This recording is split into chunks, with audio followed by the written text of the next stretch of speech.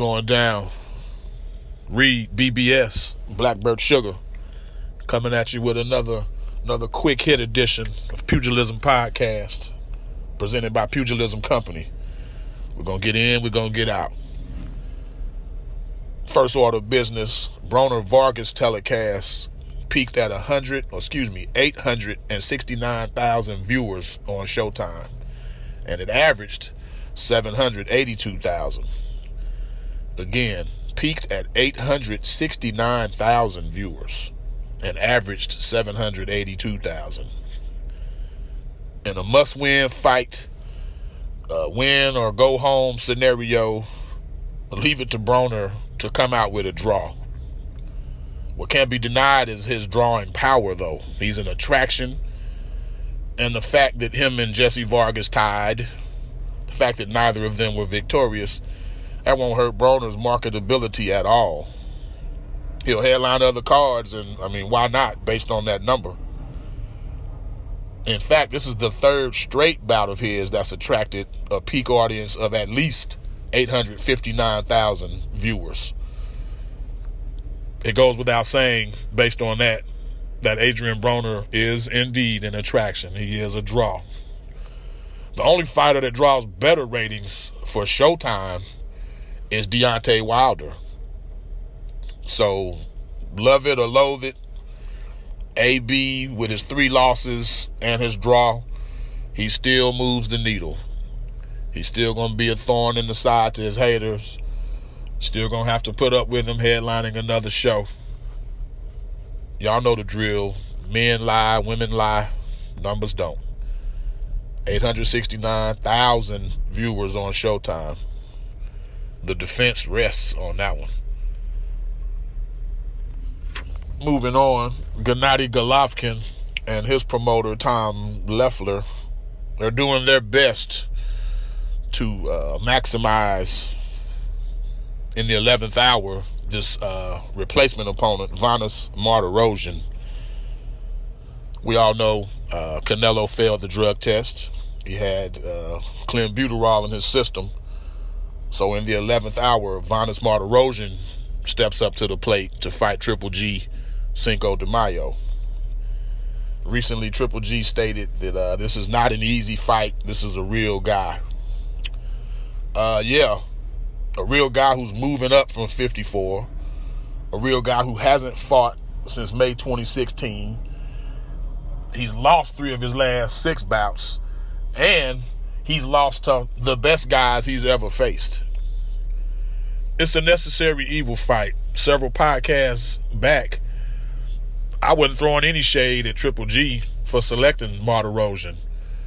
You're not going to take on a monster. You're not going to take on a world beater as a last-minute replacement opponent. It's too much at stake. I get it. But at the same time, don't BS the boxing public. Don't try to oversell a fighter that we all know well. I'm not falling for the banana in the tailpipe. I don't want bananas in my tailpipe. So let's just call a spade a spade. It's a necessary evil fight. Do what you got to do to Martirosyan. You should bang him out in 6-7 rounds or sooner, especially if Martirosyan plans on being stationary or in the pocket, which he seems to be alluding to. So it should be a stay busy fight. Triple G can once again get back on the knockout column. And then we move on to Canelo in September. But don't sell us a bill of goods, man. Don't insult the intelligence of knowledgeable boxing fans.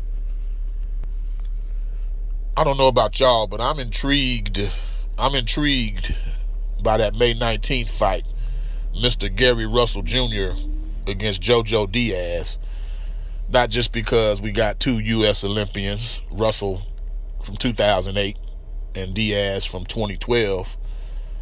Not just that. By the way, the fight will be at MGM National Harbor, which is like a hop, a skip, a jump, and a little bit of road work for Russell, who's from the D.C. metro area. So he'll have his peoples there in tow May 19th. The fight has promise, and JoJo, my man, he's got ambition and obviously confidence. 26-0, 14 KOs. But something's telling me let's slow that roll a little bit. Let's slow it just a bit. I mean, he's only 25. And for anyone not named Vasyl Lomachenko, Gary Russell Jr. is that dude. He don't mess around. There's a reason he's not fighting frequently. It's because featherweights, they don't want that work. They don't want that smoke. They're not trying to see Gary Russell. So while I commend JoJo Diaz, I have to wonder if this is too much too soon.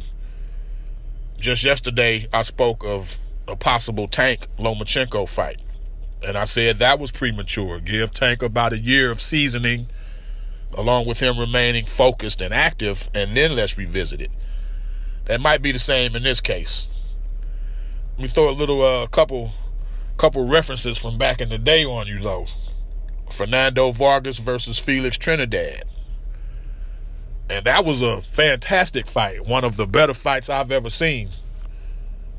Fernando gave as good as he took, but it ended up being too much, and Vargas was never, ever the same after dealing with Felix Trinidad. I believe he got dropped 5 times, and literally within that one fight, he went from having a good chin to getting dropped by dudes like Shavata Flores and getting hurt.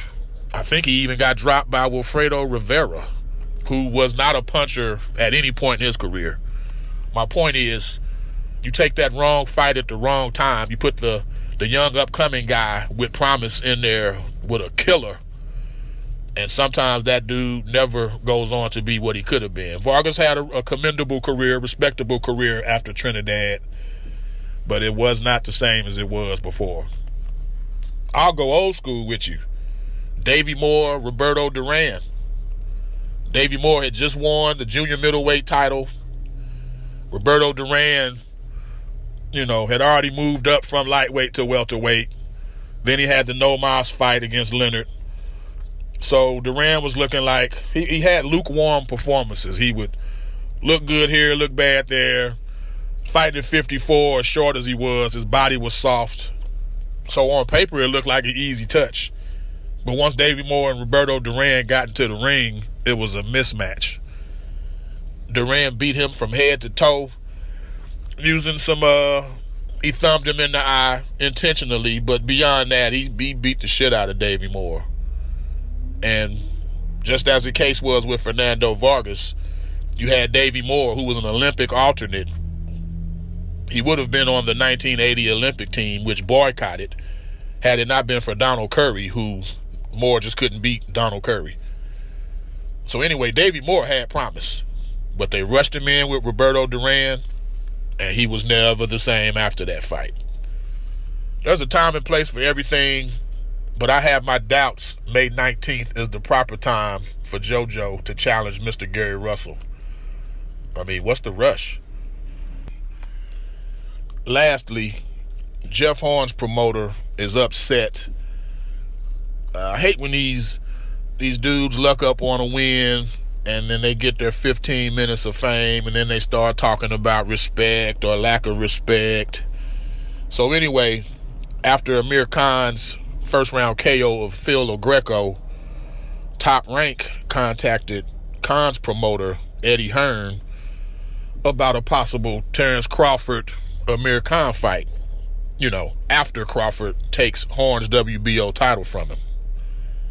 Well, Horn's promoter feels the reigning champ deserves more respect and blah, blah, blah. You guys better be careful. You're overselling, you're underselling my man. Just pump the brakes, bro. I don't want to hear none of that. You got a gift over Pacquiao with the corrupt Australian judges. I even had an Australian dude tell me before the fight that if Pacquiao didn't knock Horn out, Horn would get the decision. And that's exactly what happened. Horn seems like a good dude, but he's not on Terrence Crawford's level. Terrence Crawford is going to beat the brakes, the brake pads, the rotors, and the calipers off of Jeff Horn. Like, that's easy work. So I don't blame Top Rank for looking at Crawford's next fight and the fight after that and the fight after that. And if Horn's promoter don't like it, we'll tell your fighter to do something about it. Anyway, in and out. We ain't gonna keep you long. This is Reed with Pugilism Company, the Blackbird Sugar, giving you the best 10 minutes you've ever had. Until next time, peace.